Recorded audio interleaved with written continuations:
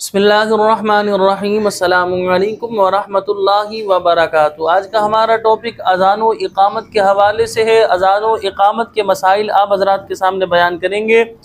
कौन से दो सहाबा कराम अलैहिमुर रिदवान को ख्वाब में अज़ान सिखाई गई? याद रखें, ये अज़ान की तालीम दी गई थी, ख्वाब में बाकायदा जो है इसको सिखाया गया था। अमीरुल मोमिनीन हज़रत सैयदुना फ़ारूक़ आज़म रज़ियल्लाहु तआला अन्हु और हज़रत सैयदुना अब्दुल्ला बिन ज़ैद बिन अब्द रब्बे रज़ियल्लाहु तआला अन्हुमा को अज़ान जो है ख्वाब में तालीम हुई।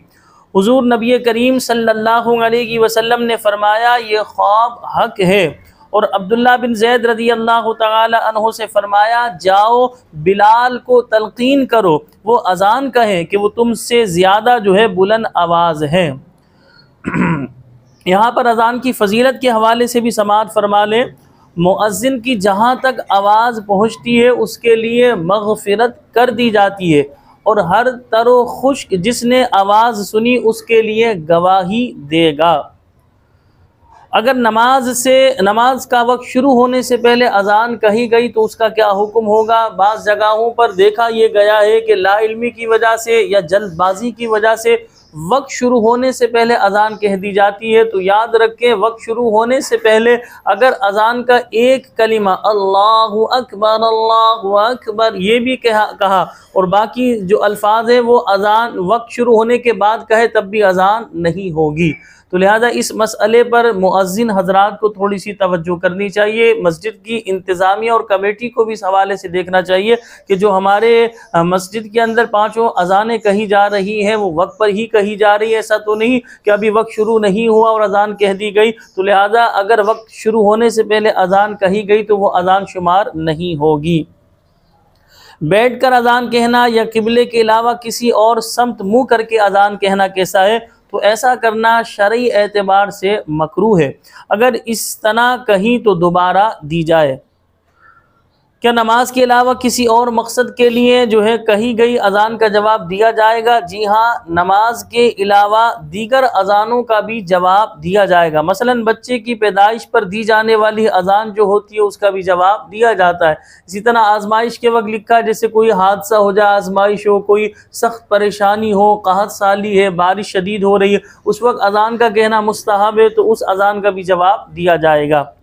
वो कौन सी अज़ान है जिसका जवाब नहीं दिया जाएगा? ये पॉइंट की बात है, इसे याद कर लें। बाज़ लोगों को ये नहीं पता होता, तो जब ख़तीब साहिब जो होते हैं खुतबा देने वाले, तो लिहाजा वो उनसे पहले यानी दूसरी जो अज़ान कही जाती है खुतबे से पहले, तो लिहाजा उस अज़ान का जवाब नहीं दिया जाएगा, उस अज़ान को तवज्जो से सुना जाएगा।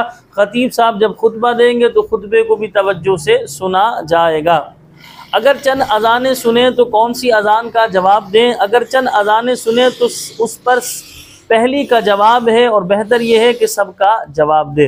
यानी पहली जो अज़ान होगी, जैसे अब हमारे मोहल्ले में 10 मस्जिदें हमें करीब लगती हैं, 10-15 मस्जिदें। अब 10-15 मस्जिदों की ज़ाहिर सी बात है एक साथ अज़ान नहीं कही जाती। बाज़ लोगों की 1 मिनट पहले, बाज़ की 2 मिनट पहले, फिर इसी तरह 2, 3, 4, 5 मिनट का वक्फा आता है। मैक्सिमम 10 मिनट तक अज़ानों की आवाज़ें आती रहती हैं। तो लिहाजा आप पहली का हमने जवाब दे लिया, उसके बाद जो हमारे दीगर मसरूफियात है हम उसमें मशगूल हो सकते हैं, कोई हरज की बात नहीं। लेकिन अगर कोई सारी अज़ानों का जवाब देना चाहे तो नूरुन अला नूर है, इसमें भी कोई हरज की बात नहीं, उससे सवाब ज़्यादा मिलेगा। लेकिन एक पहली वाली हमने बताया अज़ान का जवाब दे लिया तो बस काफ़ी है। अब यहाँ पर मज़ीद समाअत फरमाए, इक़ामत का जवाब देने का क्या हुक्म है? इक़ामत का जवाब देना ये मुस्तहब है। अगर अज़ान या इक़ामत कहते हुए कलिमात आगे पीछे हो जाए तो क्या करें? अगर कलिमात अज़ान या इक़ामत में किसी जगह तक़दीम व ताख़ीर हो जाए, यानी कोई कलिमा पहले कह लिया कोई बाद में कह लिया, तो जो है तो इतने को सही कर ले, शुरू से दोहराने की ज़रूरत नहीं। और अगर सही ना किए और नमाज़ पढ़ ली तो नमाज दोबारा पढ़ने की ज़रूरत नहीं, शरई एतबार से नमाज अदा हो जाएगी। बच्चे के कान में अज़ान देने का तरीक़ाकार क्या है? तो साहिब बार शरीयत ने तो ये लिखा है कि सीधे कान में 4 मरतबा अज़ान कहें और उल्टे कान में 3 मरतबा इक़ामत कहें। लेकिन अगर आपने सीधे कान में 1 मरतबा अज़ान कह ली और उल्टे कान में 1 मरतबा इक़ामत कह ली तो ये भी किफ़ायत करेगा।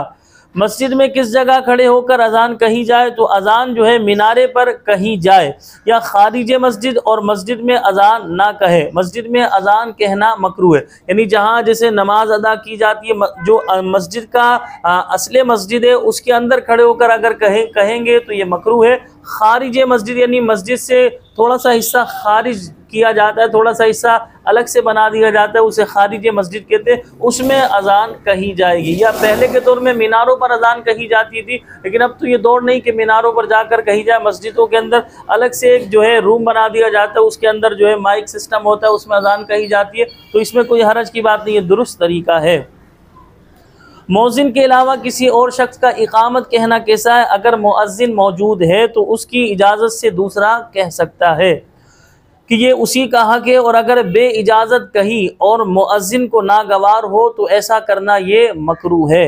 अगर मुअज्जिन मौजूद नहीं तो चाहे इकामत कह ले, और बेहतर जो है इमाम है, यानी इमाम ही इकामत कहे।